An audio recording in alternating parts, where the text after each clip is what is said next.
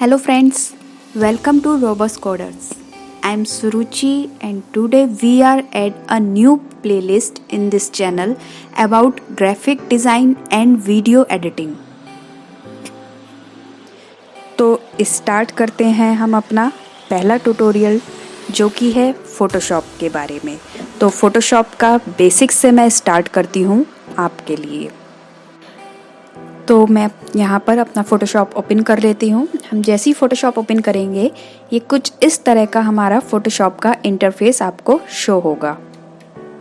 Left side पे आप ध्यान देंगे तो इसमें ये कुछ टूल्स बार हैं जिसमें कुछ टूल्स हैं जिनकी हेल्प से हम फ़ोटोशॉप में वर्क करेंगे। और राइट साइड में आप देखेंगे तो इधर कुछ आपको पैनल्स दिखाई देंगे। आगे जैसे हम बढ़ते जाएंगे आपको इन पैनल्स का यूज़ भी हम बताते जाएंगे। अगर बाई चांस कभी आपका इंटरफेस ये गायब हो जाए या फिर कुछ चीज़ें आपकी इधर उधर हो जाएं या फिर इसमें आप अपना इंटरफेस को खुद अपने अकॉर्डिंग भी डिज़ाइन कर सकते हैं। जैसे अभी ये सब टूल्स वगैरह सब दूसरी तरफ मिक्स हो गए हैं, कुछ पैनल्स गायब हो गए हैं, तो आप घबराइएगा नहीं, इन्हें हम वापस ला सकते हैं। अगर आप अपना कोई न्यू इंटरफेस बनाना चाहते हैं तो आप विंडो पे जाकर वर्क स्पेस पे जाके यहाँ पे न्यू वर्क स्पेस है, यहाँ पे आप सेव कर सकते हैं। फिर आप जब भी फ़ोटोशॉप ओपन करेंगे तो आपने जैसा अपना इंटरफेस डिज़ाइन किया था वैसे ही आपको शो होगा। और अगर बाई चांस आपके ये सारे पैनल कभी गायब हो जाएं, आपको कोई चीज़ ना दिखे, तो आप परेशान ना हों। सिंपली विंडो पे जाएं, वर्क स्पेस पे जाएं और उसमें एक ऑप्शन आता है रीसेट का। रीसेट कर देंगे, आपका पूरा इंटरफेस बाय डिफ़ॉल्ट जैसा पहला था वैसे ही आपके सामने शो हो जाएगा। टूल बार में आप ध्यान देंगे कि यहाँ पर साइड से दो एरो दिए हुए हैं। अगर आप इन पे क्लिक करेंगे तो टूल बार हमारा डबल कॉलम्स में आ जाएगा। आप अपने अकॉर्डिंग चाहें तो आप सिंगल में टूल बार आप यूज़ कर सकते हैं, सिंगल कॉलम में, या फिर आप डबल कॉलम में कर सकते हैं। हम यहाँ पे फ़ोटोशॉप CC 2018 का वर्ज़न यूज़ कर रहे हैं। इसमें एक बहुत अच्छी चीज़ ये है कि आप जब भी अपने कर्सर को किसी भी टूल पे ले जाएंगे तो वहाँ पर उसका एक छोटा सा लर्न आएगा कि ये टूल किस तरह से काम करेगा। आप थोड़ी देर टूल पे ले जाके कर्सर को छोड़ेंगे तो वहाँ पे इस तरह से आपको उसका एक लर्न का ऑप्शन दिखेगा। अगर आपको 2018 का वर्ज़न चाहिए तो आप एडोबी की वेबसाइट से इसको डाउनलोड कर सकते हैं। फ़ोटोशॉप में एक चीज़ का ध्यान रखना होता है, अगर आप कोई डिज़ाइन क्रिएट करने जा रहे हैं, कोई पोस्टर या कोई बैनर या किसी भी चीज़ का डिज़ाइन बनाने जा रहे हैं तो उसका आपको साइज़ पता होना चाहिए। ठीक है, अगर आप कोई एडिटिंग कर रहे हैं तो इसमें ये मैटर नहीं करता है, लेकिन अगर आप कोई डिज़ाइन कर रहे हैं तो आपको उसका साइज़ पता होना चाहिए ताकि वही साइज़ का फ़ोल्डर या उसी साइज़ का हम डॉक्यूमेंट फ़ोटोशॉप में ओपन कर सकें। तो स्टार्ट करते हैं फ़ोटोशॉप। हम यहाँ से फाइल पे जाके न्यू के ऑप्शन पे क्लिक कर रहे हैं। ये कुछ रीसेंट साइज़ हैं जो कि मैंने यूज़ करे थे, ये वो आ रहे हैं। और ऊपर ऑप्शन देखें तो यहाँ पे आप सेव भी कर सकते हैं, मतलब अगर कोई साइज़ आप बार बार यूज़ कर रहे हैं तो आप उसको यहाँ पे सेव करके भी रख सकते हैं। इसके अलावा इसमें कुछ फ़ोटो के भी प्रीसेट्स आते हैं, प्रिंट के प्रीसेट आ रहे हैं, वेब, मोबाइल, इस तरह के कुछ प्रीसेट्स ऑलरेडी इसमें बने बनाए हमें मिलते हैं। अब यहाँ राइट साइड में कुछ ऑप्शंस आ रहे हैं जिसमें सबसे पहले आपको फ़ाइल का नाम देना है, मतलब आपको किस नाम से अपनी फ़ाइल सेव करनी है उसका आपको यहाँ पे नाम डालना है। उसके बाद आपको उसका साइज़, जो आप डॉक्यूमेंट बना रहे हैं, डिज़ाइन बना रहे हैं, उसका आपको साइज़ पिक्सल में लेना है, इंच में लेना है, वो सेट करना है। कितना विड्थ, कितनी हाइट लेनी है, आपको लैंडस्केप में रखना है या आपको हॉरिजॉन्टल्स रखना है, किस तरह की साइज़ की फ़ाइल लेनी है आपको। अब इसी में नीचे एक ऑप्शन आता है रेजोल्यूशन का। रेजोल्यूशन क्या चीज़ होती है कि 1 इंच में कितने पिक्सल्स होंगे। अब अगर आप ध्यान रखें कि स्क्रीन के लिए अगर आप कोई भी चीज़ डिज़ाइन कर रहे हो तो उसमें रेजोल्यूशन हमें 72 पिक्सल पर इंच ही रखना है। स्क्रीन कौन सी, आप कोई सी भी स्क्रीन, कंप्यूटर के लिए कुछ बना रहे हो या मोबाइल के लिए कुछ बना रहे हो या लैपटॉप के लिए कोई स्क्रीन के लिए कोई डिज़ाइन कर रहे हो, तो उसके लिए जो रेजोल्यूशन होना चाहिए वो हमारा 72 पिक्सल पर इंच होना चाहिए। बाकी ये जो कलर मोड है ये हम मोस्टली RGB ही यूज़ होता है। बिट में हम हर मोस्टली 8 बिट ही यूज़ करते हैं क्योंकि स्क्रीन जो भी होती है वो 8 बिट मैक्सिमम ही होती है। 8 बिट ही यहाँ पर बाय डिफ़ॉल्ट रहता है।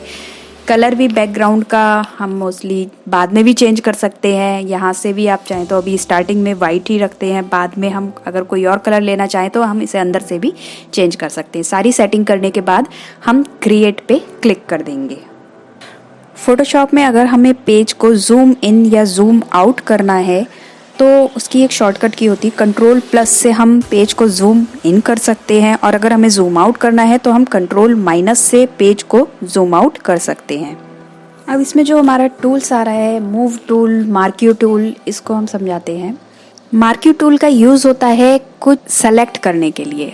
हम कोई पर्टिकुलर इमेज सेलेक्ट नहीं करते हैं, इसका मतलब होता है हम पिक्सल्स को सेलेक्ट कर रहे हैं। इट मीन्स ये जो हमारा पूरा कैनवस है, ये जो हमने सिलेक्शन करा है बीच में, तो इस पूरे कैनवस में हमारा जो एक्टिव एरिया है वो सिर्फ इस सिलेक्शन के बीच का है, यानी इतने पिक्सल्स हमने इसके सेलेक्ट कर रखे हैं। मार्क्यू टूल जो मोस्टली यूज़ होता है वो सिलेक्शन के लिए यूज़ होता है। मूव टूल जो होता है वो सिंपली ऑब्जेक्ट को मूव करने के लिए होता है, बट मूव टूल यूज़ करने के लिए हमको यहाँ पे हर ऑब्जेक्ट को अलग अलग लेयर में बनाना होगा। जब तक हम ऑब्जेक्ट्स को अलग अलग लेयर में नहीं बनाएंगे, हम उन चीज़ों को सिंपली मूव नहीं कर पाएंगे या ट्रांसफॉर्म नहीं कर पाएंगे। तो उसके लिए हमें मूव टूल तब यूज़ करना है जब हम ऑब्जेक्ट्स बनाएंगे और उनको अलग अलग लेयर पे बनाएंगे। लेयर्स क्या होता है? सबसे इम्पॉर्टेंट फोटोशॉप में जो चीज़ होती है वो होती हैं लेयर्स। फॉर एग्ज़ाम्पल, मैं यहाँ से ये ब्रश टूल है हमारे फोटोशॉप का, इस ब्रश टूल को ले रही हूँ और एक यहाँ से मैं एक कलर सेलेक्ट कर रही हूँ और इस ब्रश टूल से मैंने एक लाइन यहाँ पर पेंट कर दी है। अब ये याद रखिएगा, ये जो मैंने लाइन पेंट करी है ये मैंने बैकग्राउंड लेयर के ऊपर बनाई है। अब अगर मैं इसको मूव टूल से मूव करना चाहूँ तो ये अभी एरर देगा, अभी ये मूव नहीं होगी। अब ये मूव नहीं हो पा रहा है क्योंकि ये कोई अलग से ऑब्जेक्ट नहीं है, ये मैंने क्या किया है, इस बैकग्राउंड की लेयर की पिक्सल्स को पेंट कर दिया है। अब अगर हम चाह रहे हैं कि हमें इसको मूव करना है तो हम क्या करेंगे, हम यहाँ से लेंगे एक न्यू लेयर, ये रहा आपका न्यू लेयर का बटन, और अब अगर मैंने यहाँ पे कोई पेंट किया तो हाँ, अब ये मूव टूल से ऑब्जेक्ट हमारा मूव हो सकता है। क्यों? क्योंकि ये एक सेपरेट चीज़ है।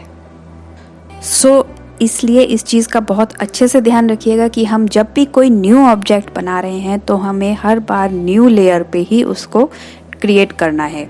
इसमें आपको आगे जाके बहुत ही ईजीनेस पड़ेगा, बहुत ही फ़ायदा रहेगा आपका। तो लेयर फोटोशॉप में बहुत इम्पॉर्टेंट है, लेयर का आप बहुत ही अच्छे से सीखिएगा।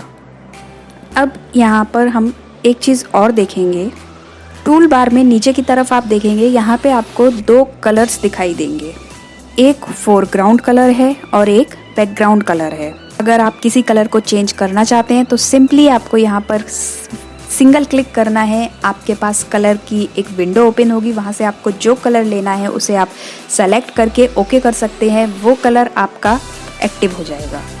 आप इन कलर्स को स्वैप कर सकते हैं। अगर आप डिफ़ॉल्ट करना चाहें, यानी कि हमारा फोरग्राउंड कलर ब्लैक और बैकग्राउंड कलर वाइट होना चाहें, आप डिफ़ॉल्ट पे क्लिक करेंगे तो आपके डिफ़ॉल्ट कलर सेट हो जाएंगे। आप जब चाहें इन कलर्स को यहाँ से चेंज कर सकते हैं। इनका पर्पस क्या है वो अभी हम आगे आपको बताएंगे।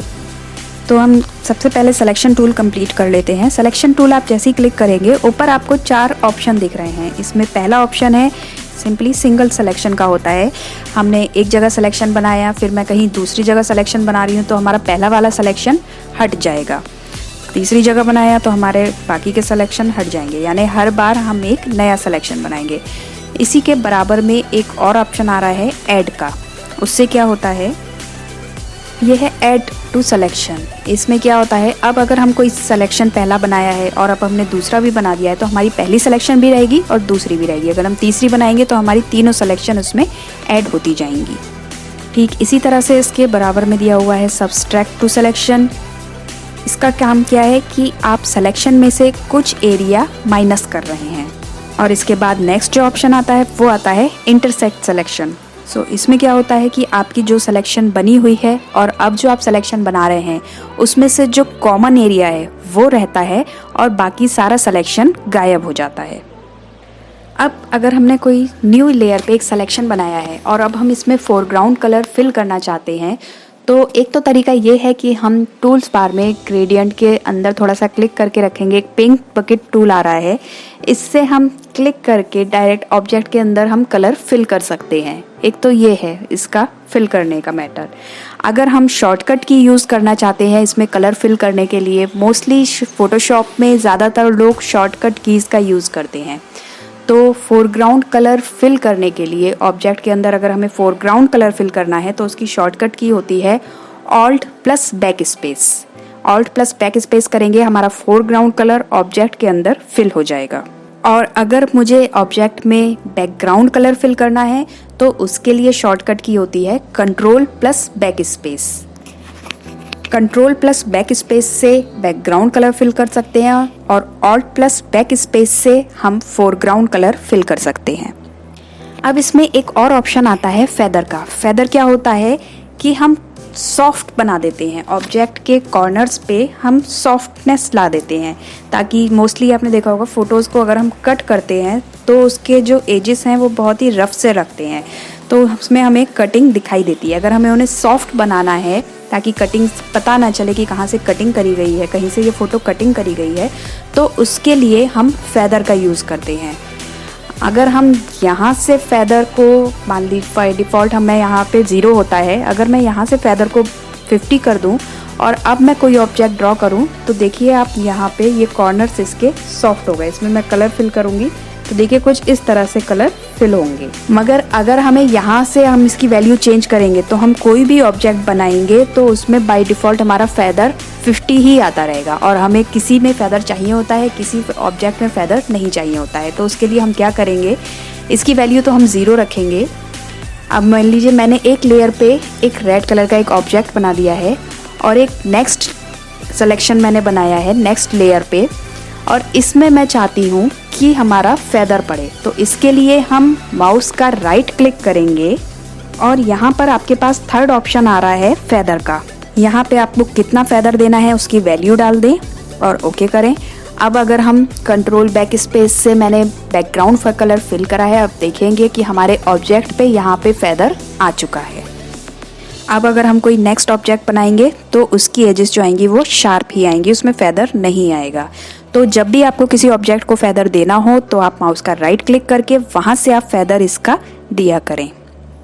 अब अगर इस मार्क्यू सिलेक्शन पे आप छोटा सा एरो देख रहे हैं, इस पर हम क्लिक करेंगे तो इसमें कुछ और भी सिलेक्शन के टूल्स दिखाई देंगे। इसमें सेकंड है एलिप्स मार्क्यू सिलेक्शन टूल का काम क्या है कि हम राउंड में या ओवल में सिलेक्शन बना सकते हैं। जैसे हमने मार्क्यू टूल से सिलेक्शन बनाया है, स्क्वायर रेक्टेंगल में बनता है, और इसमें हम सर्कल या ओवल में या राउंड में हम इसमें सिलेक्शन बना सकते हैं।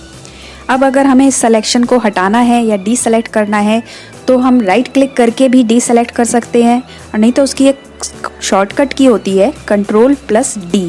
कंट्रोल प्लस डी सेलेक्ट के लिए किसी भी सिलेक्शन को हटाने के लिए हम यूज़ कर सकते हैं।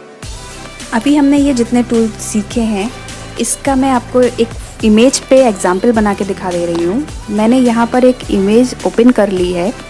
अब इस पे मैं फेदर देके इसको मार्क्यू टूल से सेलेक्ट करके एक इफ़ेक्ट डाल के दिखाती हूँ। फॉर एग्ज़ाम्पल इसको मैंने ओवल में सेलेक्ट कर लिया है और इस पे ये काफ़ी बड़ी इमेज है, फुल HD की है, तो इस पे मैं फेदर 400 या बहुत ज़्यादा फेदर दे रही हूँ इस पर, ठीक है, और ओके कर दे रही हूँ। और अभी एक चीज़ और कर रही हूँ मैं, इसको न्यू लेयर पे लेना है। हमेशा याद रखिएगा जो भी इफ़ेक्ट हम देंगे उसे न्यू लेयर पे देंगे। और इस सिलेक्शन को मैं राइट क्लिक करके इन्वर्स कर दे रही हूँ। इन्वर्स से होगा कि हमारे जो भी हम इसमें इफ़ेक्ट डालेंगे वो हमारे सिलेक्शन के बाहर की साइड पे पड़ेगा, ठीक है। अब इसमें मैं फोरग्राउंड कलर फिल कर दूँ, यानी ब्लैक कलर अगर मैं ऑल्ट बैक स्पेस से फिल करूँगी तो ये इमेज हमारी कुछ इस तरह की शो होएगी, ठीक है। ये मैंने अलग लेयर पे इफ़ेक्ट डाला है।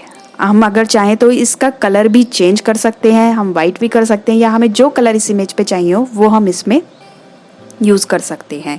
इसलिए हमेशा ध्यान रखें कि कोई भी ऑब्जेक्ट बनाएं या कोई भी इमेज पे आप इफ़ेक्ट डालें तो उसको न्यू लेयर पर ही इफ़ेक्ट का यूज़ करें।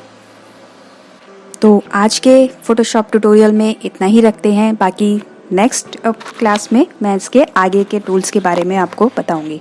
आई होप आपको मेरी ये फर्स्ट क्लास बिल्कुल पसंद आई हो। अगर आपको अच्छी लगी हो तो प्लीज़ हमारी वीडियो को लाइक ज़रूर करिएगा और हमारे चैनल को सब्सक्राइब करना ना भूलिएगा।